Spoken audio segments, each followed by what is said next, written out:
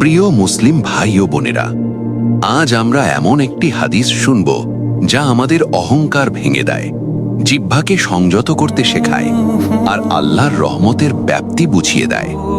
মনে রাখবেন, কোনো মানুষকে জান্নাতি বা জাহান্নামী ঘোষণা দেওয়ার অধিকার একমাত্র আল্লাহ তাআলার।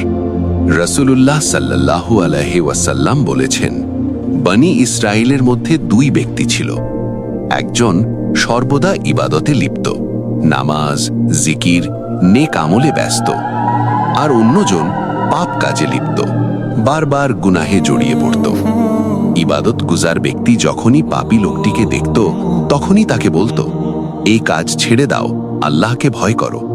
কিন্তু একদিন পাপী ব্যক্তি বিরক্ত হয়ে বলল, আমাকে আমার রবের উপর ছেড়ে দাও, তোমাকে কি আমার উপর পাহারাদার করে পাঠানো হয়েছে?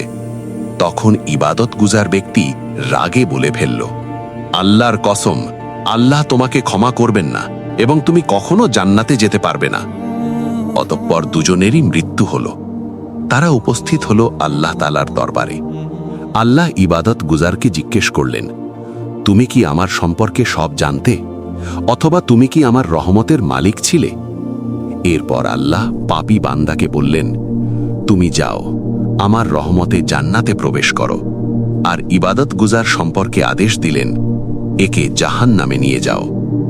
আবু হুরায়রা রাদিয়াল্লাহু বলেন, ওই সত্তার কসম যার হাতে আমার জীবন, সে এমন কথা বলেছিল যা তার দুনিয়া ও আখেরাত দুটোই ধ্বংস করে দিয়েছে।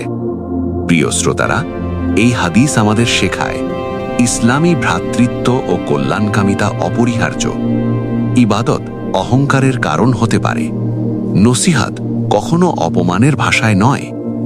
রাগের মাথায় বলা একটি বাক্য আখিরাত ধ্বংস করতে পারে।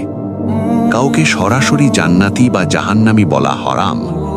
আল্লাহ যাকে চান তাকে ক্ষমা করেন। আল্লাহই একমাত্র আলিমুল গায়েব। আসুন আমরা দোয়া করি, হে আল্লাহ, আমাদের নেক আমলকে অহংকারে পরিণত করবেন না, আমাদের জিহ্বাকে সংযত রাখুন, আমাদেরকে বিচারক নয় বরং দয়ালু বান্দা হিসেবে কবুল করুন। আমিন।